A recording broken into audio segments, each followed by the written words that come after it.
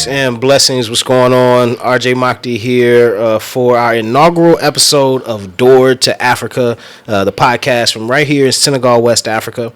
And before we jump into it, we have to give a huge shout out to our sponsor, Medina by Residences, who's also our home right here in Kaolack, Senegal. And on today's inaugural episode, we've got a brother with us who has came all the way from Ghana, African American, a chief in Ghana, but also somebody who's contributed largely to the Back to Africa movement, creating all kinds of bridges and doors and pathways for our people to reconnect. Thank you, my brother, for coming down. What's going on, Chief? Thank you for inviting me, bro. For sure, for sure. My pleasure. Welcome to Senegal. Yes, sir. Yes, sir. Welcome back. You back. Welcome back. I think we saw each other a couple years ago here. You was down. I remember you brought the book, and you was Shortly after the pandemic, I believe. Once things kind of opened up and we were able to move around again. So Senegal is a place that I wish I could come to more often. Mm-hmm. I'm sure we're gonna get into the. You should make that happen, man. You should make that happen. I'm sure we're gonna talk about the ticket prices and why our work is necessary, because just flying to 3-4 hours away. Mm-hmm. Over here, the cost is like flying across the country in the U.S. Mm-hmm. But I feel good to be back in Senegal. Senegal is my first home on the African continent. Mm-hmm. Somehow my mother brought all her kids to Senegal in 88, 89. Wow. With Maimouna Keita School of West African Dance, based out of New York. Okay. And I had another opportunity to come to Senegal, that one really changed my life, to be honest. One of my teachers, Jali Jimo Koyate. Most people in Senegalese culture know that Koyate family. Mm-hmm. Koyate name is a Jali family, a griot family. They maintain the oral history of their family and their community, and he was the holder or bearer of his family's history for 150 generations. Wow. Jali Jimo Koyate is also the man who created the tuning on the kora. Prior to him, you tuned the kora with the braided cowhide that you moved up. He created the tuning system and put it on the kora. One of the biggest things you're known for right now, which is pretty dope, is being the founder of the Year Return, bringing that idea to the government, creating that pathway for so many people to come and connect. In terms of the Year Return, what happened versus what you expected? What was the That's a good question. What happened versus what I expected? Right. I don't know that I expected anything. Mm-hmm. All I knew is that it was going to be big. Like, that's it. It was this drive. You had that vision. It's going to be big. It's going to be crazy. That's all there are some people who know, because I was talking to them and telling them, I'm telling y'all, get with me. It's going to be crazy. Mm-hmm. It's going to be crazy. This thing going to be crazy. Because I could see it. Mm-hmm. You know what I'm saying? It wasn't like, this, and this. Right. I could just see it. What was the first thing that made it that you felt like it just popped off? It was, this point is gone. Okay. So it's a process. First of all, let me say, co-architect is probably a better term.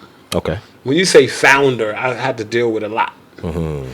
So co-architect is probably better because the architect may create the design or the schematic, but then somebody has, a developer has to develop it, a builder has to build it, somebody has to market it, that kind of thing. But from the framework perspective, which is really this idea around commemorating and celebrating 400 years of the first documented enslaved Africans' arrival to the United States, is something that I helped to bring. Mm-hmm. And the importance of it. Right. Not only the importance of it, but to be able to show how the stars aligned for it to be. So somebody had to accept it, and run it up the chain. Okay. And I believe that my job was to get them to accept it. Somebody might say I was lucky when preparation meets opportunity. I was in a space where I feel like I happened to meet the new CEO of Ghana Tourism Authority. He had just received his post 6 months before I met him. On the road. Okay. And somebody walked. He's a young guy in the marketing, media, And somebody happened to come to him with an idea that looked like it had some legs to it. And there was a historical precedence. Right. So, Panifest had been in Ghana since 92. You had people like Professor James Smalls, Dr. Leonard Jeffries. Right. They're pillars in the Pan-African communities, true historians. Yeah. Dr. Maulana, a lot of people. Nana Yawa Perry Deni Zulu from the cultural side. I can name a lot of people who had started so that pathway already. Right. I mean, and then Ghana in its roots, remember, was very connected to the diaspora through Osage before Dr. Kwame Nkrumah. Right. Maya Angelou, Malcolm X, Martin Luther King. These people at his inauguration. Right. He went to Lincoln University. He spent time in Harlem. Wow. Kwame Nkrumah, Pan-Africanism, almost everybody who's considered a father or grandfather of Pan-Africanism was in Harlem. They went to Harlem at the time. What was happening in the 60s in Harlem after the Harlem Renaissance, the Black Power movement. So it was always a global thing, and we were always connected. And I think I was in the right time, at the right place. I was prepared, and the stars aligned. Right. Because when it hit me and I brought it to them, it was just something I couldn't let go. Man. No, it was a couple no's. I'm sure a whole lot of no's. It was a couple no's. Right. First thing I did is I was able to convince them to come to the U.S. Okay. Let me take y'all to the U.S. and let you talk to black people on the ground. Wow. And you can hear from him how much they want to come back to Africa. Wow. So that was the first thing. Did a three city tour.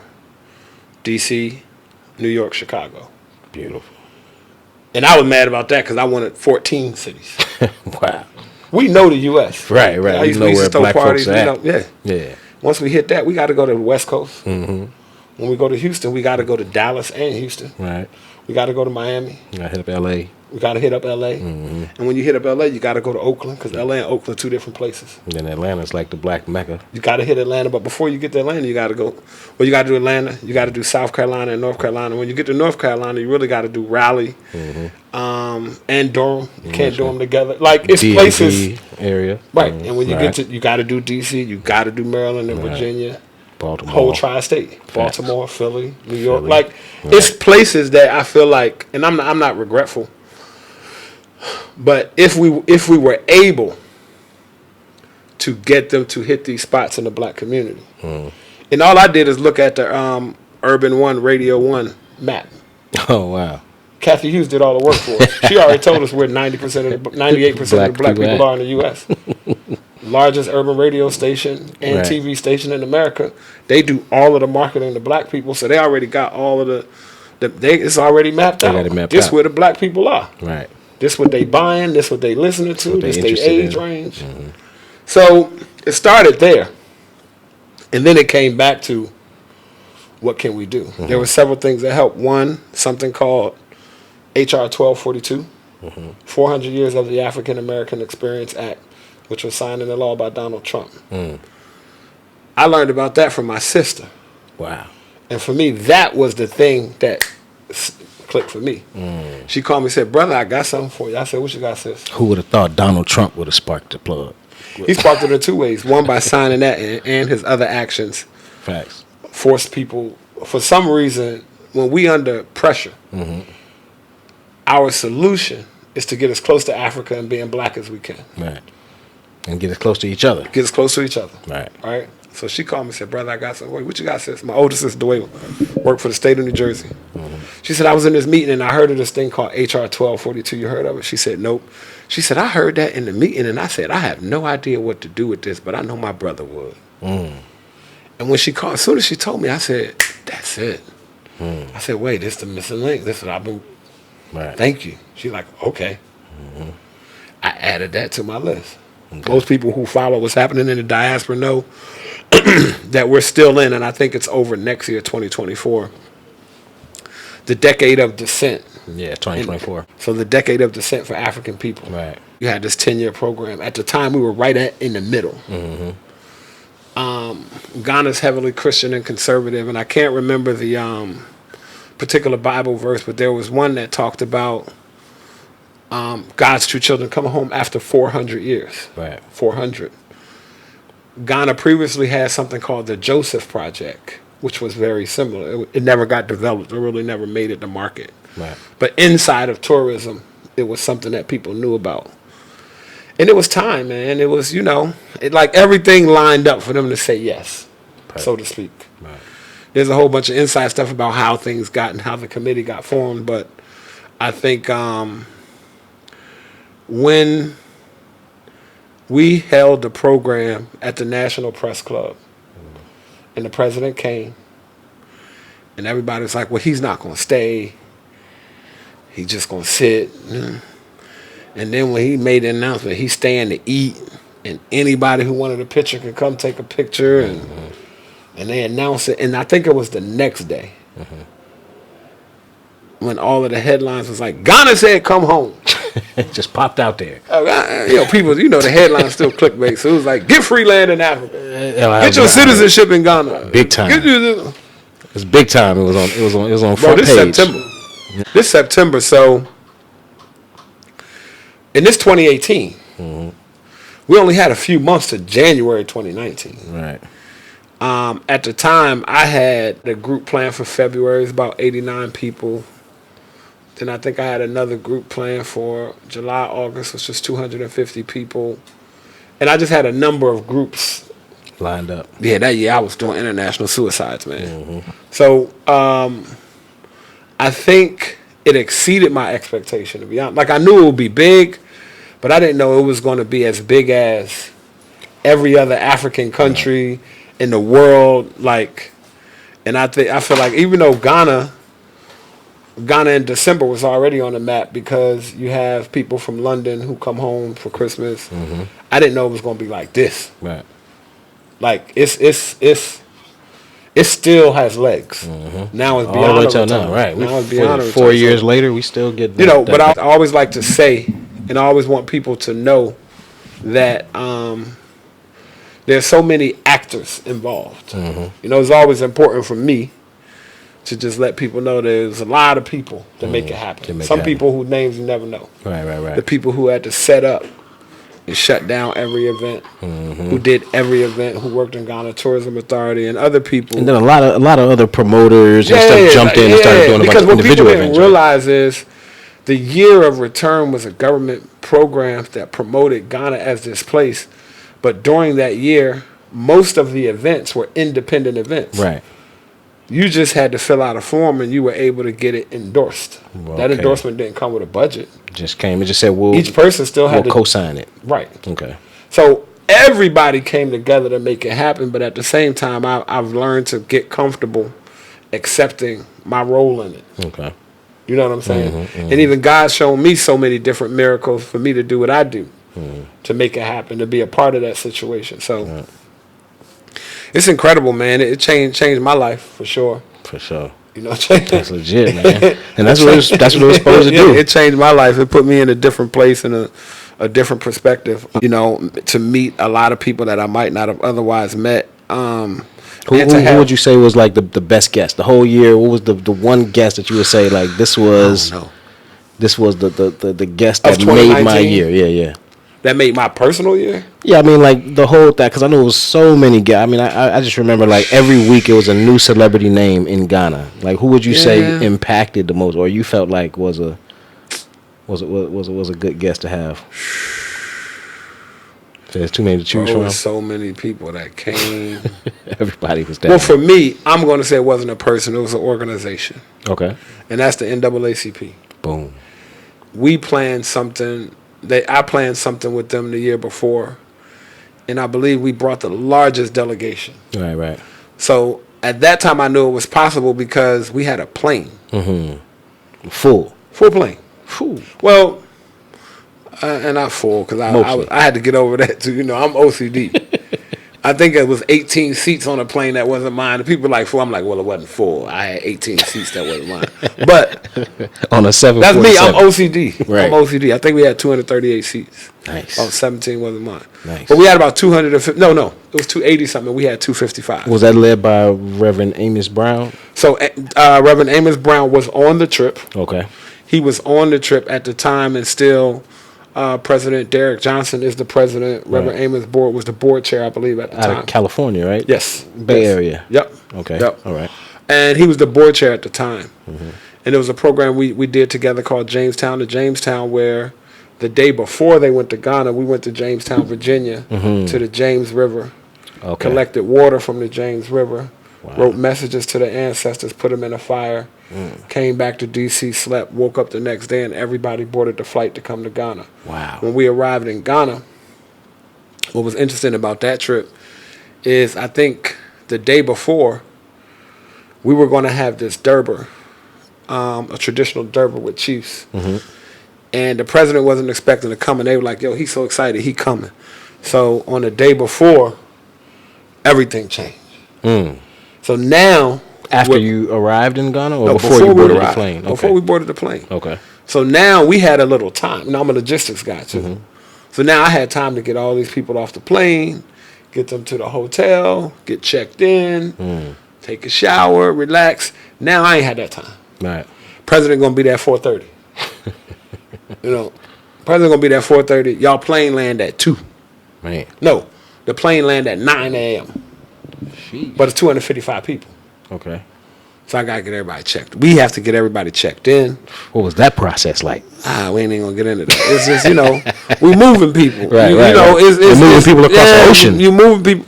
Getting them on the plane was easy. Once the plane get in the air, the pilot got to do the job. Right. Landing was fairly easy. And even getting them into the hotel and the rooms was easy. It's getting everybody out. Oh, okay. Back on the buses to get to a place on time through traffic because the president going to be there. Right. And once he's seated, technically the program starts. You know, that kind of thing. Nobody can't be moving. But, oh, man, it was incredible. Danny Glover came on that trip. That was very cool. Okay. But I met Baba Danny Glover several times in D.C. We call him Baba Danny Glover because he's not new to the Pan-African community. Right. He's not new to the social community, people, you know, with social actions. And he's active. Yeah, he's definitely a community activist. He's been a community activist for a long time. So for me, that trip was big because, number one, I knew it was possible. Our youngest person was 8. Wow. Our oldest was 88. Man. Look at that. Dr. Gina Page was there. We did the largest African ancestry reveal that we've done so far with 82 people. Wow. So it was, you know, it was a big deal, and I think for me and what I do is cemented us to be able to do that. Right. It also made it possible for other large groups. Right.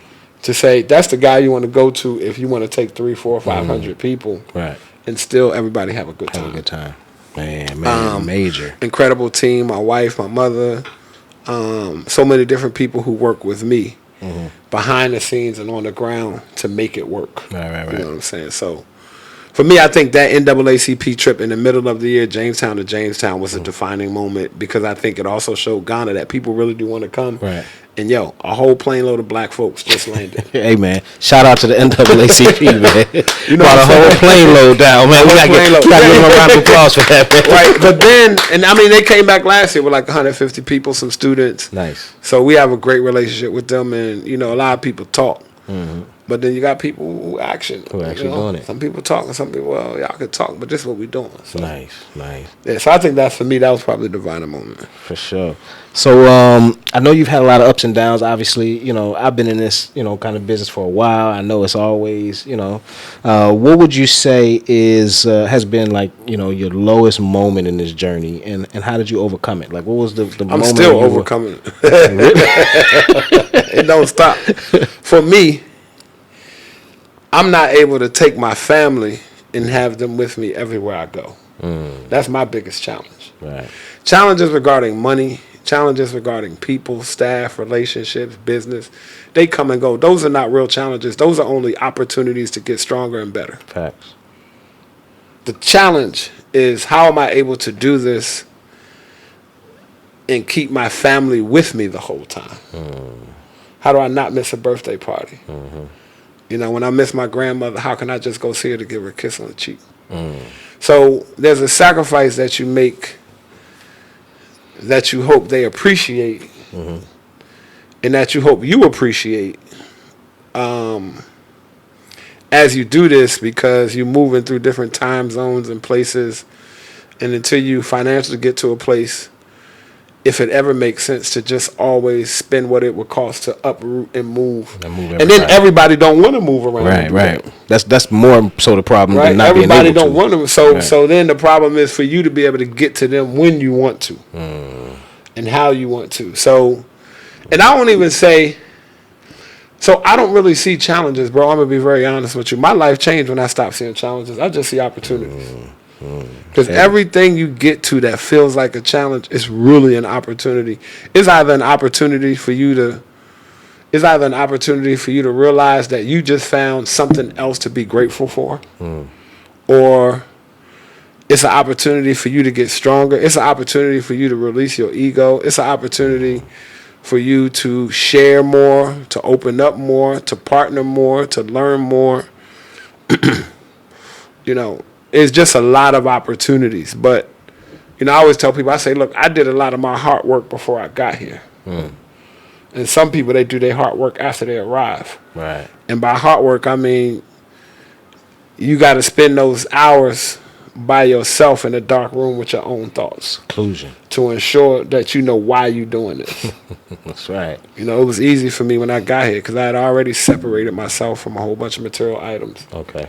At one point, I wouldn't move out of Northwest D.C. I'm an uptown boy. I ain't moving to Southeast. I ain't moving to Northeast. Then once you move to Northeast, it's like, oh. Then once you move to Northeast, it's like, well, I can move. So I had to, like, literally go through this thing to separate myself from a geographical location that so many of us deal with. I'm uptown boy. Uptown for life. For life. Right? You know how we do. Right. Southside. You hanging on to it. Yeah, I ain't you West Side niggas. I don't fuck with y'all niggas over there. All right, let's keep it real. The way our people are. Right. And we are that way too sometimes. So you got to release that. So once I release that and everything else, then I say, well, I don't belong to no geographic location. I belong to Africa. I'm a son of Africa. All of Africa. Boom. It made it easier for me to come and release things that would prevent me from coming. That's you know what I'm saying? Yeah, no, so then once I was able to, and I was already in love with the place. Right. So once I started moving, coming back and forth, it kind of made it easy for me. But, you know, my spiritual leader, my teacher, Nana Yao, Yorenchi Jabita first, he was the one who really kind of sealed the deal for me. Because he told me. One day I came back to the house after a night of interesting things, and he said, I have a message for you. What was the message? Now, mind you, I'm thinking I'm ready to pay a fine. I got a message for you. I had one eye open. What's the message? Let me start. How much money I got? How much this going to cost? Just get it over with. All right. He said, if you decide to come to Ghana, plant your roots and be here, everything will go well for you. MashaAllah. They've told me that they will open the way. And you will see things you never thought you could see. You will do things you never thought you could do. Wow. You know, I remember his wife said, do you know how much he prayed for you? She said he prayed for you more than he prayed for himself. Wow. Every morning. He go to the shrine and pray for you at 4 or 5 in the morning. We hear him call your name. Everybody else, like, you know, just her just telling me, right. like, and this time that he prayed over me when I'm there. And me hearing the things that he said, right. You know, give him the strength and the influence of Kwame Nkrumah. Make it a part of his life to bring Africa together. Put this, you know, major. Just to say it. Right. I be sitting there like, hey, you gonna put that on? Major. You understand? And you're doing that. But it's still different. I even heard a rumor, and I don't know if it's true. I heard a rumor. What's the rumor? That the year of return and all of its fanfare pretty much lifted Ghana out of debt. Is that true? You know, if you go and look at the numbers, nobody gonna say it's true. Right. This is what I would invite you to do. Look at the percentage of tourism to Ghana's GDP. Okay. Before and after. Look at the increase of arrivals. Look at the increase in the average amount spent by each tourist. Look at how the worldwide credit rating changed with the year of return. Okay. Look at the amount of diaspora investment. Right. That came out of it. And even look at the credibility of the country to raise the money through bonds On a global scale. and loans. Right. And then ask yourself, what else happened in this same time period That could have inspired that. that could Increase. inspire that other than that? I mean, everybody can do the work for themselves. Get this man his flowers, man. Get this man his flowers, man. You know what I'm saying? That's right. Like, and then I'm gonna leave that to the economists. Okay. That's not my job. All right. I'm gonna leave that to the economists. But I just laid out. Any Right. solid researcher would say, yeah, that's the process that you would go to figure it out and look at it. Pandemic happened. Once the pandemic was over, what is the country investing in? Right. And I would say, don't even measure it by what Ghana's doing. Measure it now by what everybody around Ghana's doing. The whole world is now looking for a relationship with the African diaspora. Right. They know we got 1.3, 1.5 trillion spending power. Right. They know black folk come, spend money, get it right. They know we travel. They know we want to go places. And now, with the year of return, it's helped so many of us stop being afraid of Africa, bro. Facts. Listen, we all know that's just not what they want. Especially with like the amount of media that's coming out of it, because Right. you know we have the events and things that we're doing here, but the kind of media that's being created around it, the you know the films, the YouTube, the social Even media. just a party, like even You're if seeing everything. people just traveling for a party, like it's some people that's kind of been impatient with the party. Right. All we see is party. Can't get these, man. What else is going on? We got a lot of trauma with us, man. We need some of us need a break first, Right. and it's okay. Let people come and enjoy I themselves. mean What's that's wrong the with them coming to jubilation. enjoy Like that's themselves? what comes out of it when you What's you wrong return with them home. coming to party? Right. It's a homecoming. Nothing. It's a party. Listen, you better. It's a celebration. Everybody that come to that party is spending something. So you better figure out how to get on that train with them because it's a part of the economy. Right. People got to be hired to work there. Right. Sets got to be built. Sound systems got to be put up. Stages got to be erected. It's the Right. economy. Like we don't need All the way a whole down to bunch of parking philanthropy cars in and, Ghana. and We need picking up businesses trash. and we Right. need people being hired. Facts. We need hotels like Medina Bay residencies Right. that will employ people and change. It will employ people and change the scope of their family. And it will give an opportunity for other African people in the diaspora to become investors and owners in Africa, which will only help spread the ownership and the idea of Own being a piece in of the Africa. pie. Right. That's what we need here. We need businesses. We don't need a Sustainability. whole bunch of philanthropy. And man, throw a party. Look, I like to party too. That's right. Like, so I'm just saying, like, I'm not one of those people that's just always like want to find something to nitpick at. This is new. Like, some people, I also don't approach this as if it's gonna be solved in my generation. Right. Right. I don't approach this like, oh, by the time I'm out of here, this should be done. Well, just like it's an inherited mission for us, like Exactly. the elder said, you're inheriting a mission from the elders, the ancestors. Yep. Somebody gonna inherit it from you too. My son, my nephew, they already Your inherited. grandchildren. They already inherited. They know.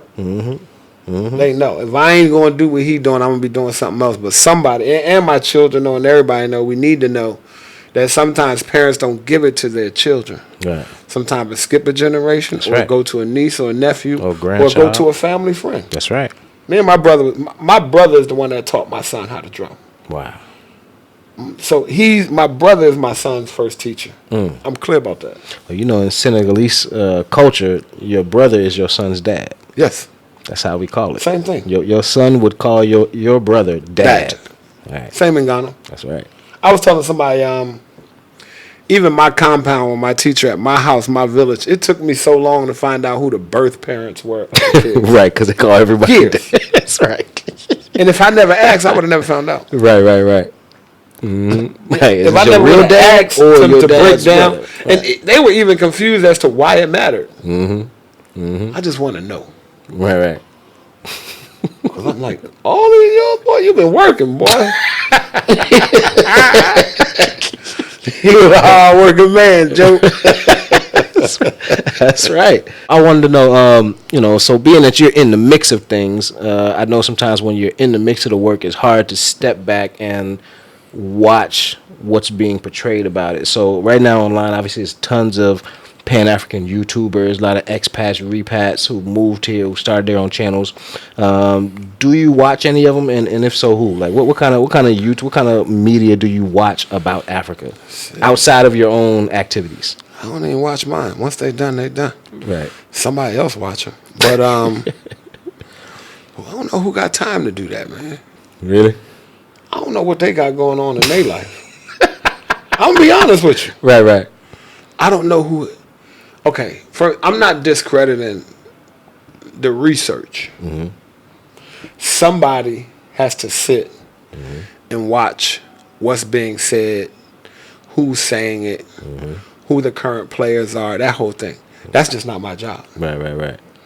That's not for me to do. That sounds like, from the mouth of somebody who's in it. Because when you're in it, you don't even have time to step back and watch. No, but listen, when I get out of it, that still ain't going to be my job. Right. That's I don't know, well, to an end. What is the purpose of that? Right. Sometimes that purpose is only divisiveness. Right. Now we pit each other against each other. This, that. Oh, you said this, you said that. I disagree. You spend too much time on people's opinions and what we doing? That's right. Me and the people that I'm around, and those people are the people who built Medina by residences. Right. That's what we focused on doing. We focused on doing the action. Bro, we ain't got time. Bro, I don't time. Listen, man, don't even get me started. We don't have time to look around to see who's talking about what people are doing, because they are talking about what we doing. Right. We're the subject of the talking. In so many ways. You understand what I'm saying? That's real. In so many ways. And I have a lot of good relationships with those people. Some of these people hit us on the side to ask questions. I'm trying to connect. Want to connect? Can we get an interview? Let's talk. Need info. Somebody asked me this. Do you know this? Can you verify that? And we answer the questions like, just get the information out there. Y'all do. There's always a couple of agents out there who are sent to disrupt and dismiss and try to pit us against each other. Always. But outside of that, we don't got time. I don't even have a TV in my house, so I haven't had one since I moved. I ain't even lying. Man, you sound like me, man. I don't know what they saying on CNN, Al Jazeera. Pay attention. I don't know. That's huge. I don't know. We every day we are working towards our goals. Big time. It's only one Medina by residencies in Colac. We need 100. Man. And in every city in this region. And that's just here. Right. So we ain't got time to be like. We got a lot of work to do. Yeah, we don't get into that, bro. I promise you. And look, I'm so blessed. If I do, I'm around at least enough thorough people who could pop me in the back head. Come on, bro, what you doing, man? What you doing out there? We ain't. Right. We ain't got time to do that. So tell me, if you could impact one industry specific, just one industry in Africa and grow it consistently, what would it be? Just one industry. In the whole continent? Yeah, like you could be effective around the continent in one specific. So like Dan Goatee with cement. Oh. What would be your one industry? Manufacturing in general. Producing our own goods. Production. One of our biggest problems is we export raw materials and import refined materials. Nigeria export crude oil and import gas. You see that? And then the fuel prices in Nigeria are super high. We export tomatoes and import tomato paste and Ghana. Ketchup. Right. And ketchup. How much do we save? That's crazy. Ghana, Ivory Coast. We export cocoa beans and import chocolate. And the market share of the farmer is less than 5% from bean to bar. Right. But those other countries that's sending it back. If I can impact one. Manufacturing. In real estate. Are we manufacturing all of the steel bars, the prefab houses, the wood, the refrigerators? Because manufacturing covers every industry. Right. This is why the Africa Free Trade Agreement is very important. Because now, if we can get rid of some of these tariffs across the border, if we can finally get railroad system built throughout the continent of Africa. Intercontinental, right. Intercontinental. Imagine, bro. Imagine being able to order goods from Kenya instead of Turkey and Dubai. Right. If it can be manufactured And get them in at a timely manner. And get them in a timely manner Right. with no taxes. Right. That's what we need. Because you're ordering it from right there. Even if it's a flight delivering it. So I'm not even in the manufacturing industry right now, but for the strength of Africa, that's the one. Right. These chairs, these microphones. Manufacturing is building of everything. It could be something as simple as the can industry. Like we shouldn't have to import anything into the continent. We have everything we need here to make everything. Because everything else in the world that's made almost is imported from, gets exported from here. They build it because they have manufacturing plants and processes, and then sell it to the rest of the world. Right. One thing I want to see the manufacturing here more is vehicles, cars. Oh yeah, that will change the world too. Senegal got thousands of cars coming into the country every day, coming off them boats in the port. And I'm like, why is there no Senegalese car company? But what we have to really realize is that, I mean, we know Africa's humongous in size. Facts. The continent is big. Well, you guys got Kantanka down there in Ghana. Kantanka. Are people driving those on the roads? You see Kind of, those? sort of, but even Kantanka needs help in that to really get them cars off the lot like that. Right, to move them. Yeah, like I don't know. I'm gonna just keep saying they. People who listen can figure out who they is. But, bro, when Africa gets itself together with her children all around the world, it's a wrap. Right.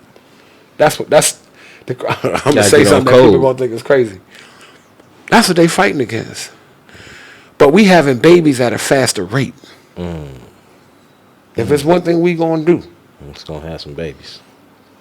We're gonna procreate. Bro, look at how fast the population of Africa is growing, bro. Right. Is it 1/3 of the world's population by 2030? Ain't that crazy? Average age on the continent right now is already under 25. Right. We have a longer life expectancy. We're healthier, we're younger, we're stronger.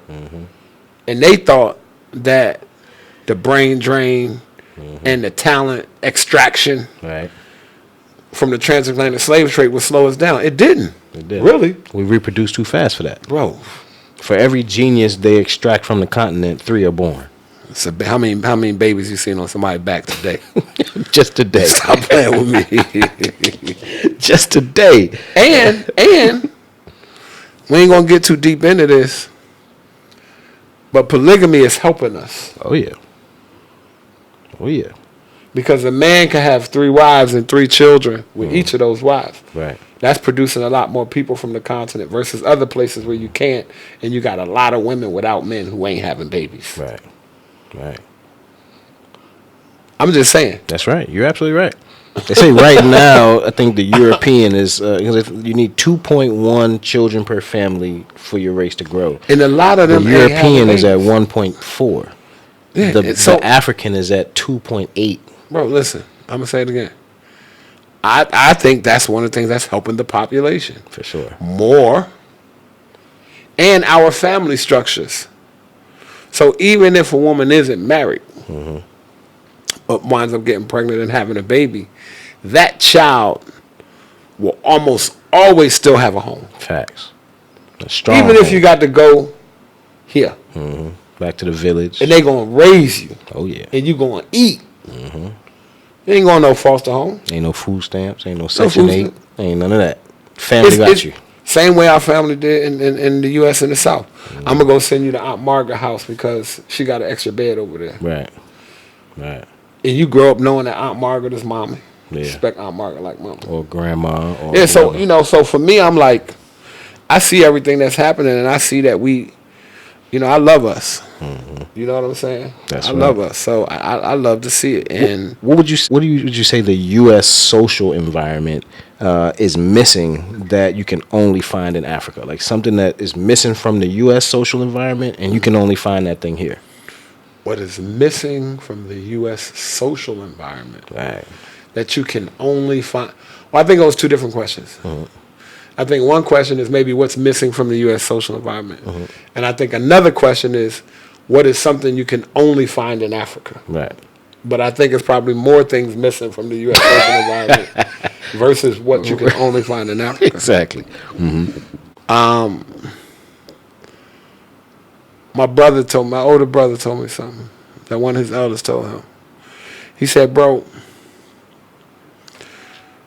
America has the clock, but Africa has the time. One of his teachers, I'm going to say it again. One of his teachers told, I'm still trying to figure out what the hell it means. That's heavy. I got it, but it means something different every day. America has the clock, but Africa has the time. Sheesh. Tell me how we get to function in a way where everything moves late here. But everybody show up at the same time, at the right time, and it goes on. Right. We have the time. That's one thing. So I think that we don't have that stress. Everybody kind of move with a different kind of rhythm and flow here. The second thing is we got the sun, or at least in a big part of it. Right. We have so many natural resources. Like there are people a lot of people ask me what's special about West Africa, Ghana in particular. We all know that gold is one of the best conductors of electricity. And it's said that one of the things that's drawing people to Ghana and that's special about Ghana and what drew so many different Europeans to Ghana since it was colonized or attacked by about 5 or 6 different European nations is the gold. Same for the energy. So imagine if you believe that there's energy in the core of the earth. And we know the amount of energy that comes through the sun. And if gold is a conductor, then that land you're walking on, if diamonds is a conductor, say that. If platinum is a conductor, if copper, if all of these minerals are conductors of electricity, and African people are walking with their feet in the earth. Now you see why they always barefoot. Right? And the sun is shining. Right. How much energy is running through your body? Always. So, it's like, and we live outside. Like, I always say, now it's like, I don't know, where did that we outside, how old is that? We outside. Is we outside like, we outside. Is that a couple years old? I don't remember. Years. Yeah, I don't know. Time to run together, not too long ago. I'm starting. I gotta go home soon because I'm starting to lose touch. What's happening? In just terms of the sayings, when they started, what's cool, what's hip, what's not. Every year they got something. Yeah, but we outside. I was like, dog, we live outside in Africa. Like, we don't have to be outside. But just look at that in terms of like, okay, in the African American community, right? When you pull up in anywhere that you would consider the hood, we be outside. We be outside. You pull up in the projects, everybody's outside. You know what I mean? You don't pull up in the projects and it's just quiet. You don't pull up in the hood and everybody's outside. That's what we do. But in America, they criminalize that. They catch you outside, that's what? That's loitering. Yeah. You know what I mean? You're in trouble. Why are you standing here? What you doing? Yeah. You can't post up here. Yeah. But in Africa, when you come and you see how people live, everybody be outside. The police outside too. We out here chilling. It's our natural environment. We like to be outside. We chilling. We like to be outside. And now I guess we outside is a terminology for being out in the club or this, that, and the third. But think about how many of our spots that even we party at are literally outside. Not in the enclosed spot. Right. So open air. Yeah, I mean, I just, Africa got the energy, man. Africa got the vibe, man. So many people are discovering that. Right. We got the energy, we got the vibe. Look at how Afro Beats has taken over the U.S. and every party in the U.S., bro. Man, they don't even know. They just said that, I think, I can't remember, it was Old Man Ebro or one of the old heads said that now all of the record labels have scrapped signing rap and hip-hop artists. They only want Afro Beats now. They're looking for Afro Beats because it's big. They late. Wow. They switching up the whole program. If you're an Afrobeat artist and you're listening to this, I'm gonna give you a free bag of cookies. As a matter of fact, I'm gonna give a free bag of cookies to anybody listening to this, and I want people to understand. Drop that. The opportunity that exists in the music industry on the continent of Africa. Most African artists don't get paid mechanical royalties for their music that are played all around on the the world. radio or the TV or the elevators in Africa. Damn. Because they don't have the technology to segment and track SoundScan, those kind in of the programs. radio stations. Right. The local radio stations have to be able to track the plays and report them. They don't have it. They don't do that. That's why so many Afrobeat artists make their money on performances. Show money. And they're traveling show money overseas, or if you sign with a manager, you're trying to make sure you sign with a PRO. PRO is Performing Rights Organization. Right. In the U.S., so that you can at least get your mechanical royalties from the U.S. And then even your digital royalties, whether you sign with BMI, ASCAP, or CSAC, or whether you with Sound Exchange to get your digital royalties, or whatever it is, it's an opportunity for somebody to create that for the African continent. Let me tell you something. Big money. I'm telling you. Right. It's so much opportunity here for things like that. But Afrobeat is crazy right now because the energy. Right. And that's what everybody, what you hear in Afro, they be like, energy. Right. Energy.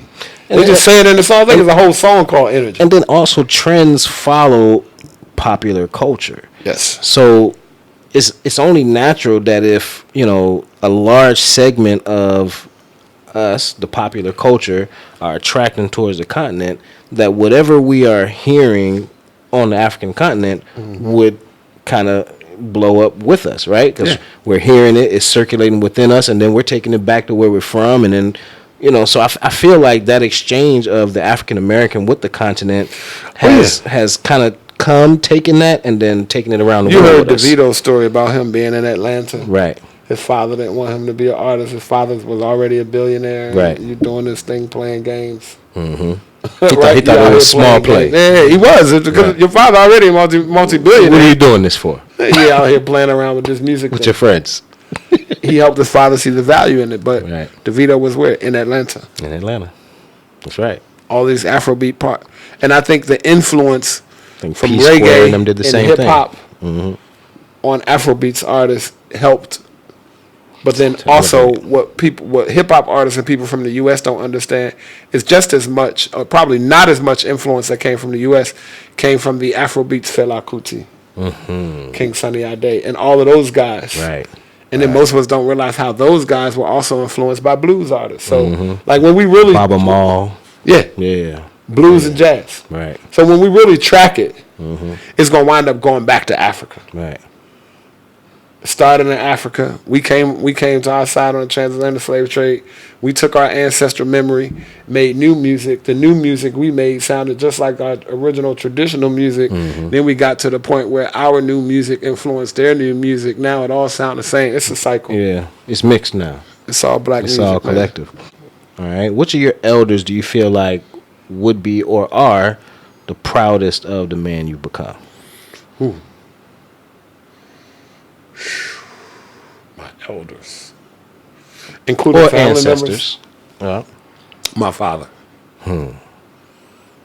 by far, because he's proud of me. He was more proud of before all of this. It ain't nothing that. He was the one that was constantly in my ear telling me that this who you are. Okay, he's the one that my mother raised me right to be this way. Gave me the tools. Okay. But he's the one who was just... I got Supreme tattooed on my arm. People say, what's that for? I said, that's what my father called me. I said, why you call me Supreme? Because you are. That was a simple answer. Major. But like, I think he probably... him and my Aunt Isabel. My great Aunt Isabel. She was the one to protect me from my family when I was... up to no good and doing no good. She was the one who leave my DI alone. But he doing this, he be all right. Definitely my mother's proud. I mean, she's not an ancestor.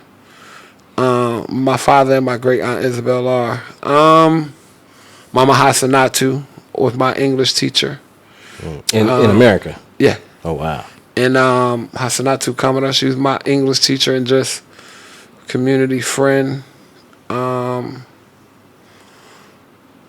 Probably a lot of people. I know my sister, rest in peace. My brother, Spider, the DJ. These are all people that influenced me, that I touched.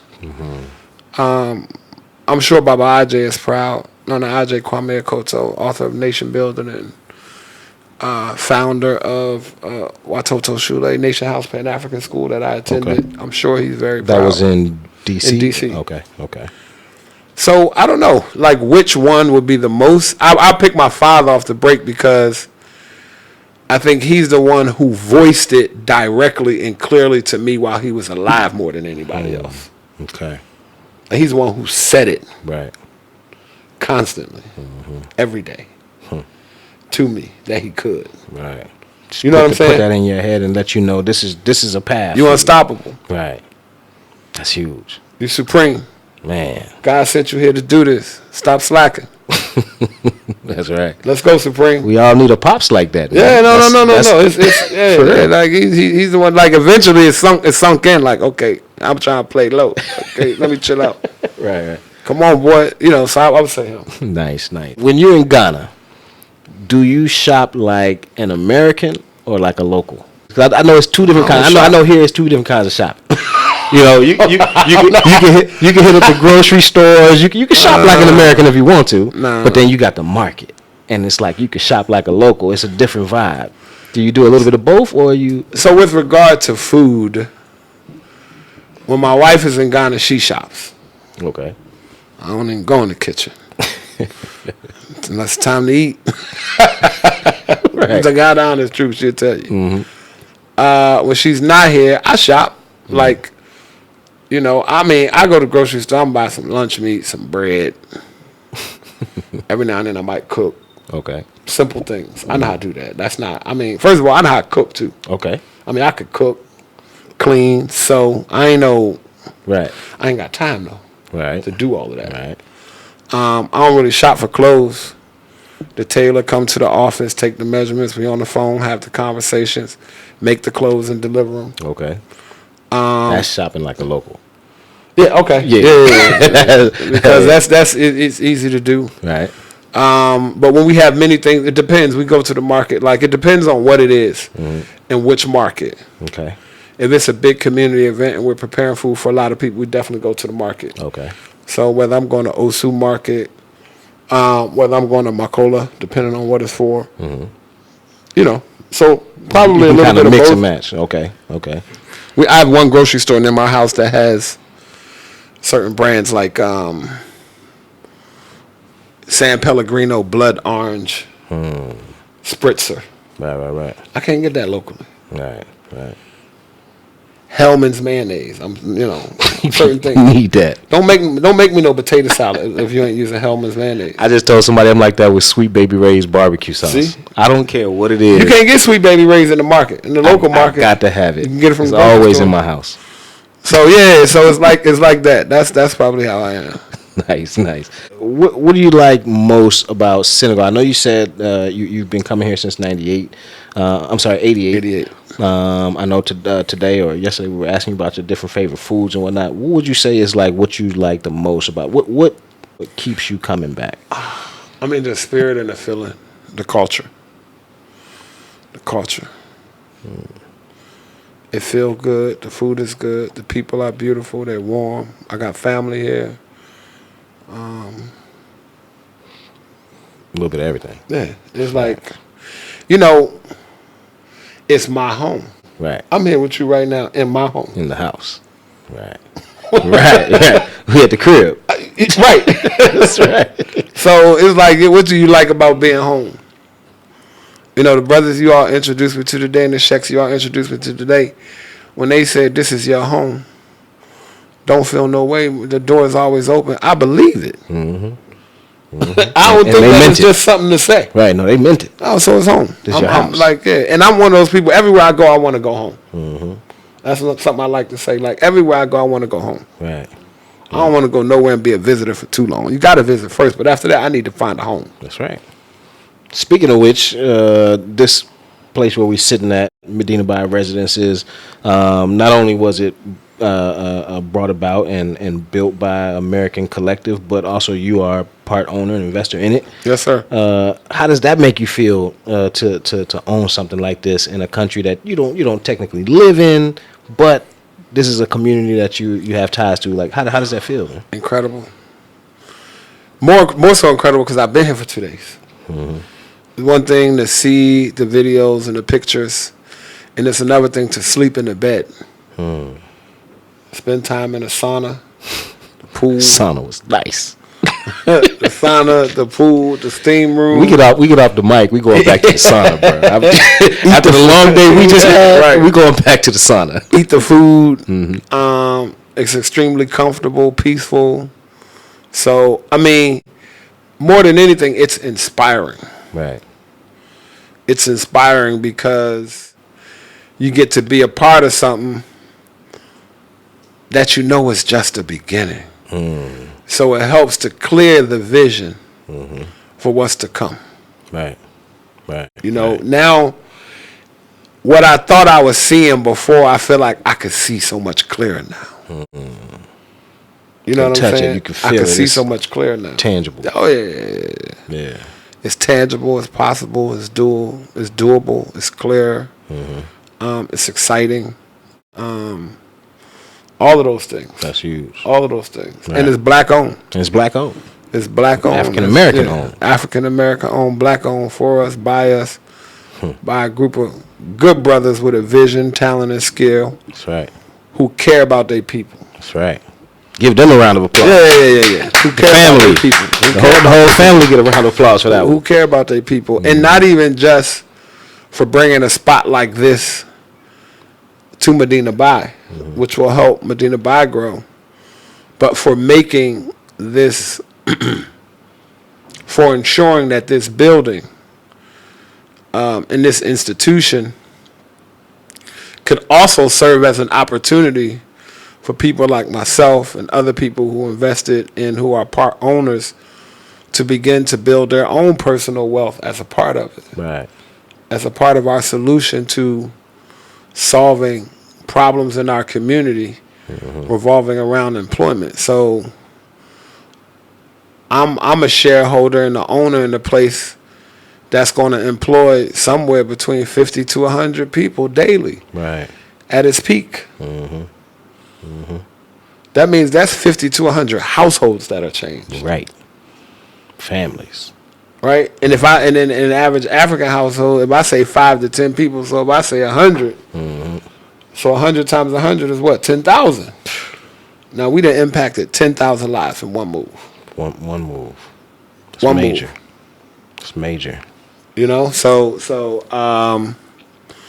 beautiful thing, man. I can't wait for the next one. Can't wait for this one to be totally finished. I can't wait to help bring in more owners and more people who can see the vision, who can hear the vision. We got a few more projects in Ghana that's coming off. Other opportunities for people. Right.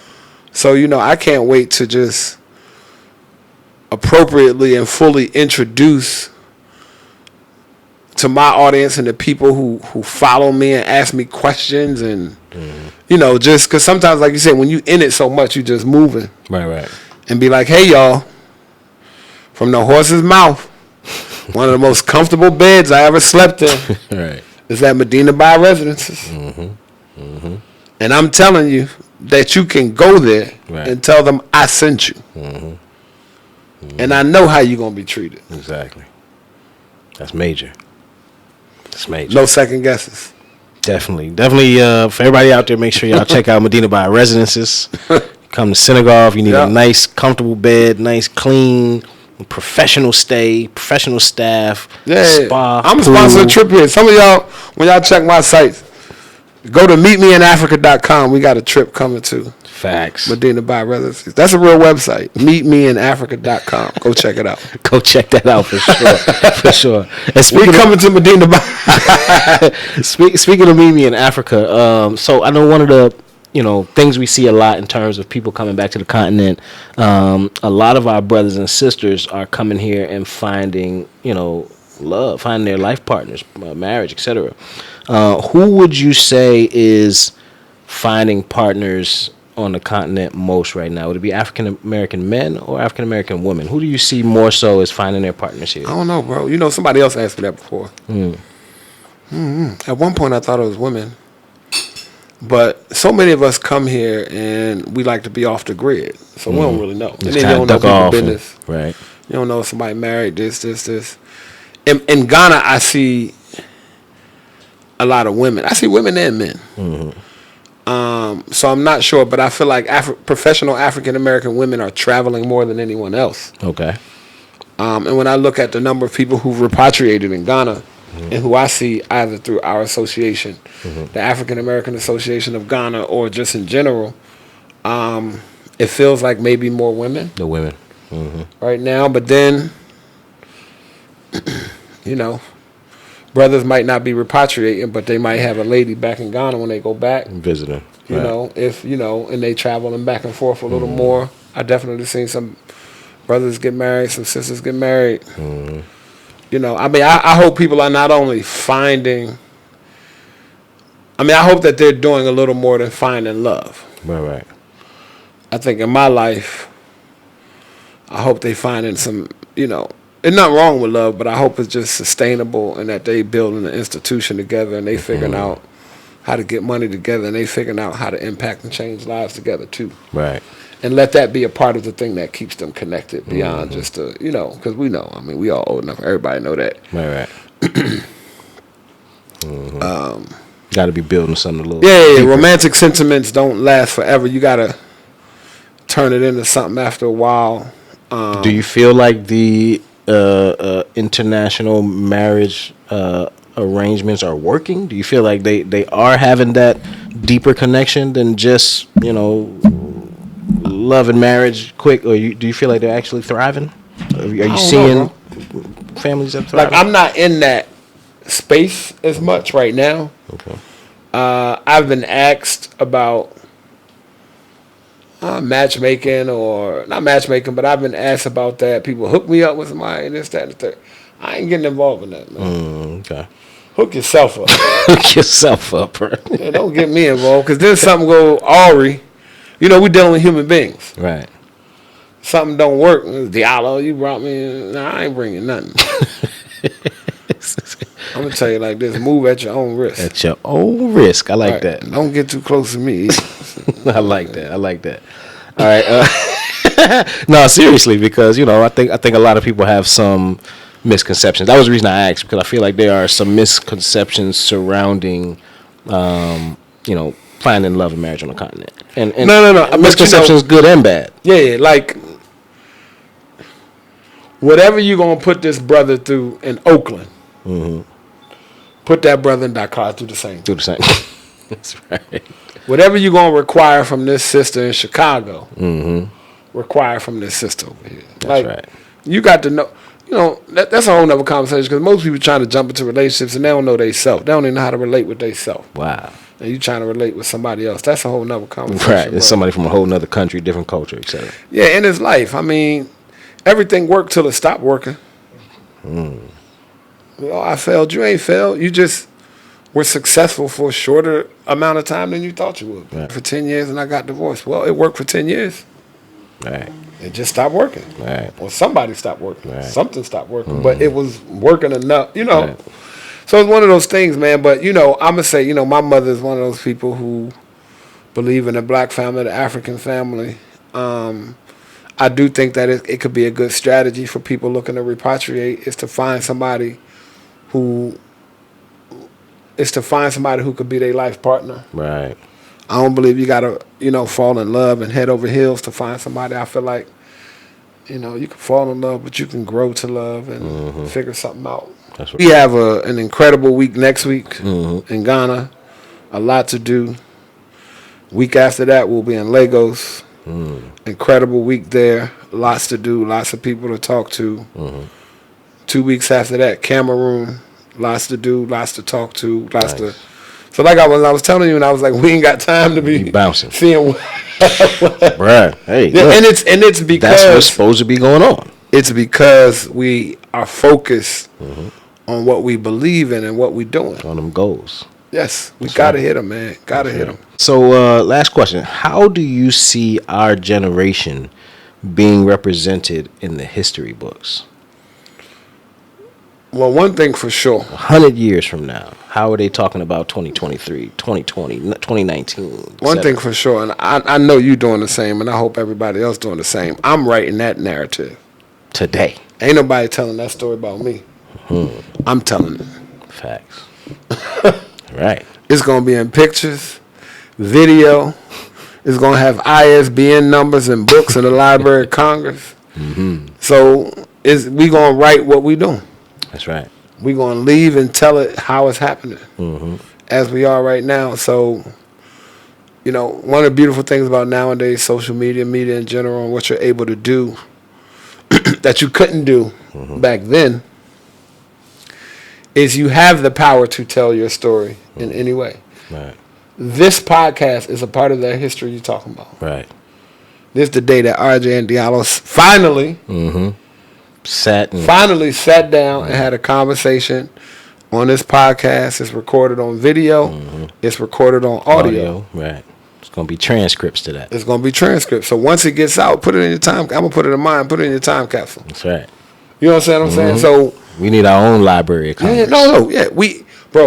We absolutely have the authority. Not only do we have the authority, but it's our obligation and it's our responsibility to write our own story. Facts. No one should be telling our story. Like, people should try, but then other people should say, well, this what he said, and you talking about him. Like, I'm going to listen to the guy straight from the horse's mouth. Right.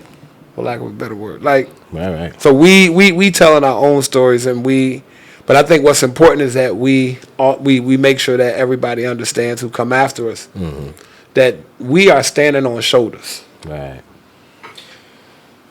Our shoulders is for y'all to stand on. Facts. But let's make sure y'all are in somewhat of a different and a better place the same way in a couple ways. Right. Let's make sure economically and financially we've done our job. So that the shoulders y'all are standing on, it's not that y'all have less work to do, but maybe a different kind of work to do. But at least you freed up. Right. To move around a little differently, so that one challenge that I mentioned about being able to have my family with me everywhere in that way. Right.